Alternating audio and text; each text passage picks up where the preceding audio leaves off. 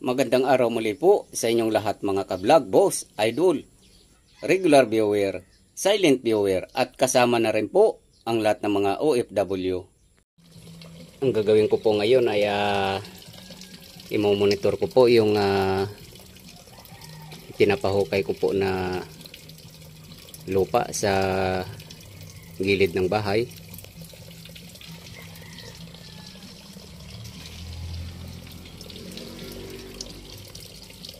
At ito nga po yung mga pananim ay tinanggal ko po muna dahil mamamatay po sila, matatabunan po.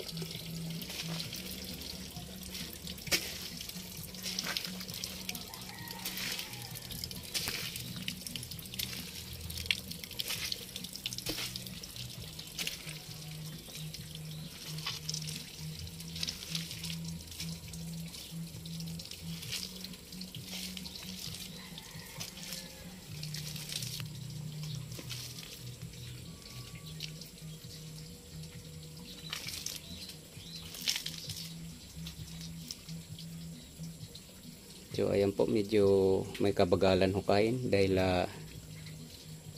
malapot po yung lupa.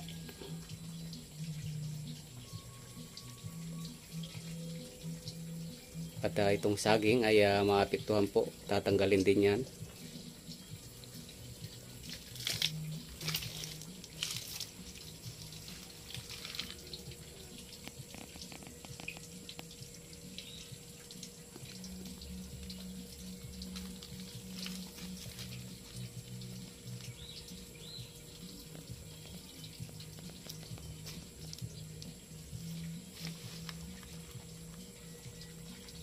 So gagawin pong Poso Negro to.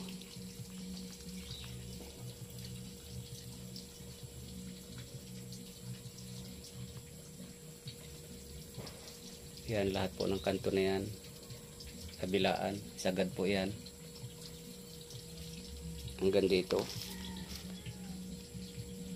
Yan.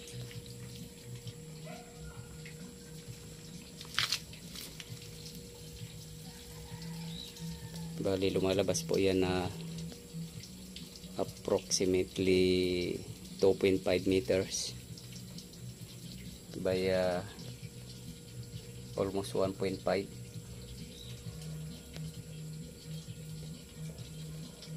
1.5 meters. So yung lalim nito nasa mga 2 meters ang lalim. Malaki-laki po pong gagawin dito.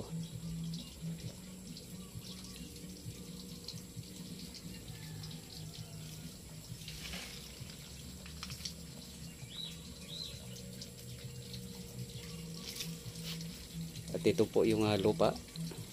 Dito ko po pinatambak.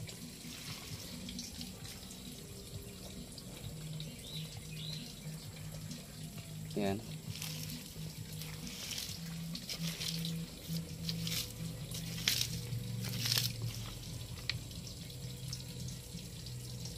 So hindi na kailan tanggalin itong bayabas dahil malaki na siya.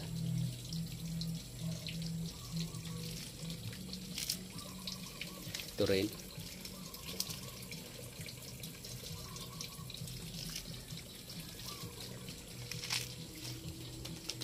So ito po yung pinapagawa ko habang bakasyon. Habang walang pasok sa trabaho. So pinahukay ko po to para gagawing Poso Negro.